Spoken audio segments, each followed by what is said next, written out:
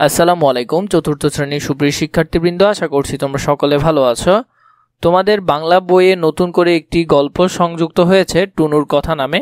এটি আমরা পড়ব। চলো আমরা শুরু করি। বাবা মা তাকে আদর করে টুনু নামে ডাকতেন। তার বাড়ি ছিল কিশোরগঞ্জ জেলার কেন্দুয়া গ্রামে। এখানে এই যে প্রশ্নগুলো আছে এগুলো থেকে তোমাদের সংক্ষিপ্ত প্রশ্ন হতে পারে, তাই তোমরা এগুলো জেনে নিবে ভালো করে। 9 ভাই বোনের মধ্যে সে ছিল সবার বড়। ছেলেটির বাড়ির পাশ দিয়ে ব্রহ্মপুত্র নদী বয়ে গেছে। কোন নদীর কথা বলেছে? ব্রহ্মপুত্র নদী। সে সারাদিন নদী দেখত, নদীর তীরে কাশবন দেখত, নদীর উপর উড়ে যাওয়া পাখি দেখত, সুনটানা নৌকা দেখত, আর দেখত পথঘাট, গাছপালা, আকাশ ও ফসলের মাঠ। ছেলেটা এসব দেখত আর ছবি আঁকত। ছবি আঁকতে তার খুব ভালো লাগতো। পাখির ছবি, নদীর ছবি, নৌকার ছবি, জেলেদের মাছ ধরার ছবি সহ আরো কত ছবি। ছবি এঁকে এঁকে সে তার মাকে দেখাতো। মা তার ছবি দেখে খুব খুশি হতেন। তার খুব ইচ্ছা ছবি আঁকার ওপর পড়াশোনা করবে। সে জানতে পারলো কলকাতা শহরের একটা সরকারি আর্ট স্কুল আছে। তখন তার বয়স 16 বছর, 10ম শ্রেণীর ছাত্র। সে একদিন বাড়ির কাউকে না বলে আর্ট স্কুল দেখতে কলকাতায় চলে গেলেন।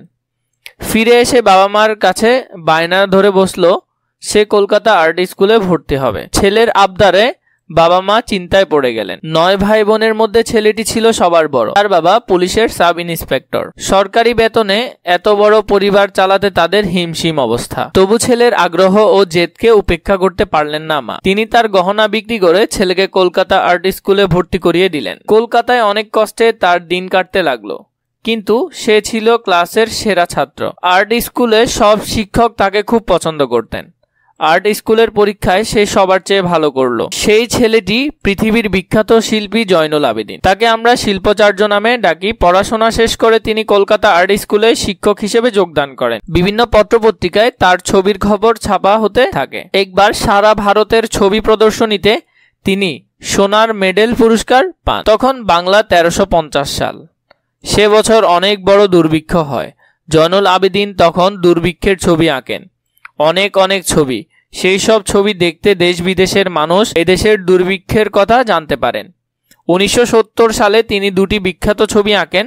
একটির নাম নবান্ন আর একটির নাম মনপুরা 70। তাহলে কোন দুইটি ছবি? ছবিগুলোর নাম তোমরা ভালো করে মনে রাখবে। নবান্ন ছবিতে তিনি এদেশের গ্রাম বাংলা মানুষের জীবনযাত্রা ফুটিয়ে তোলেন, আর মনপুরা 70 ছিল ঘূর্ণিঝড়ের ছবি। 1970 সালে এদেশে অনেক বড় ঘূর্ণিঝড় হয়।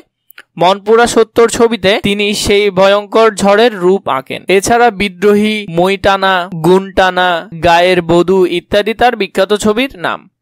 তখন বাংলাদেশে আর্ট স্কুল ছিল না। তিনি 1948 সালে ঢাকায় এসে একটা আর্ট স্কুল প্রতিষ্ঠা করেন। এরপর 1958 সালে সেই স্কুলটিকে ঢাকা আর্ট কলেজে রূপ দেন। সে আর্ট কলেজটাই এখন ঢাকা বিশ্ববিদ্যালয় চারুকলা ইউনিট। শিল্পাচার্য জয়নুল আবেদিন 1914 সালের 29 ডিসেম্বর জন্মগ্রহণ করেন এবং 1976 সালের 28 মে মৃত্যুবরণ করেন। তারপর দেখো অনুশীলনীর যে শব্দার্থগুলো আছে, তোমরা তোমাদের বইয়ের শেষে এই শব্দার্থগুলোর অর্থ পাবে না, কারণ সেখানে নতুন করে যেগুলো সংযুক্ত করেছে এগুলোর অর্থ ওরা দেয়নি, তাই আমি তোমাদের জন্য আলাদা করে লিখে দিচ্ছি। সেখান থেকে তোমরা এগুলো দেখে নাও। ঘূর্ণিঝড়। ঘূর্ণিঝড় শব্দের অর্থ হলো গ্রীষ্মকালীন ঝড় বা বায়ুমণ্ডলীর একটি উত্তাল অবস্থা, যা বাতাসের প্রচণ্ড ঘূর্ণায়মান গতির ফলে সংঘটিত হয়। এটি সাধারণত প্রাকৃতিক দুর্যোগ সমূহের একটি। এখান থেকে তোমরা চাইলে এখান থেকে এতটুকু তোমরা মুখস্থ করতে পারো। তারপর দেখো গুণ টানা। দড়ি দ্বারা বাঁধিয়া টানা, মানে তুমি কোনো কিছু দড়ি দিয়ে বেঁধে টানা, এটাকে বলা হয় গুণ টানা। এরপর হলো যে দুর্ভিক্ষ, সবচেয়ে মারাত্মক ধরনের ক্ষুধা সংকট, এটাকে বলা হয় দুর্ভিক্ষ। নবান্ন, নতুন অন্ন বা নব অন্ন, এটাকে বলা হয় নবান্ন। তোমরা চাইলে এটার আরেকটু করে জেনে নিতে পারো। নবান্ন উৎসব হলো নতুন আমন ধান কাটার পর সেই ধান থেকে প্রস্তুত চালের প্রথম রান্না উপলক্ষে আয়োজিত উৎসবকে বলা হয় নবান্ন উৎসব।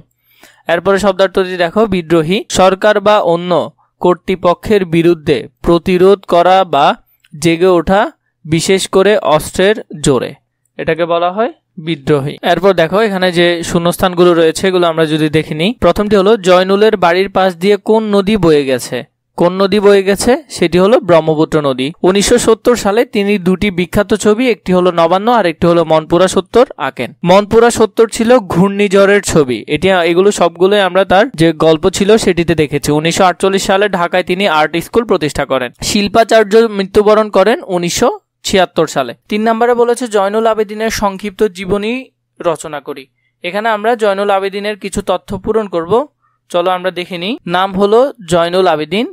জন্মসাল এবং জন্মস্থান 1914 সালে 29 ডিসেম্বর তিনি জন্মগ্রহণ করে কিশোরগঞ্জ জেলায় কেন্দুয়া গ্রামে। শৈশবে তিনি সারাদিন নদী দেখতেন, নদীর তীরে কাশবন দেখতেন, নদীর ওপর উড়ে যাওয়া পাখি দেখতেন, সুনটানা নৌকা দেখতেন আর দেখত পথঘাট, গাছপালা, আকাশ ও ফসলের মাঠ। তার কলেজের নাম ছিল কলকাতা আর্ট স্কুল। তার আঁকা বিখ্যাত ছবি ছিল নবান্ন এবং মনপুরা 70। এছাড়া দেখো এখানে আরেকটি মিসিং হয়ে গেছে, মৃত্যুর তারিখ। এটি গল্পে আমি তোমাদেরকে দেখিয়ে দিচ্ছি। দেখো মৃত্যুর তারিখটি হলো 1976 সালের 28 মে মৃত্যুবরণ করে। এটি হবে উত্তর। এর পরেরটি দেখো 4 নম্বরে কি বলেছে, বাম অংশের সঙ্গে ডান পাশের তথ্যগুলো মিলিয়ে পড়ি। বাবা মা জয়নুলকে আদর করে কি ডাকতেন? আদর করে টুনু ডাকতেন।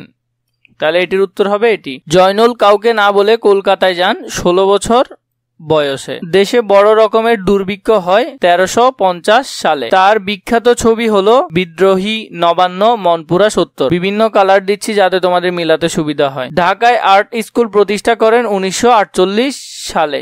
আশা করছি এগুলো তোমরা বুঝতে পারছো। এরপর 5 নম্বরে দেখো, প্রশ্নগুলোর উত্তর বলি ও লিখি। এই প্রশ্নগুলোর উত্তরগুলো আমরা দেখব। জয়নুল আবেদিনের জন্ম কোথায়? জয়নুল আবেদিনের জন্ম কিশোরগঞ্জ জেলায় কেন্দুয়া গ্রামে। 1350 সালে জয়নুল আবেদিন কিসের ছবি আঁকেন?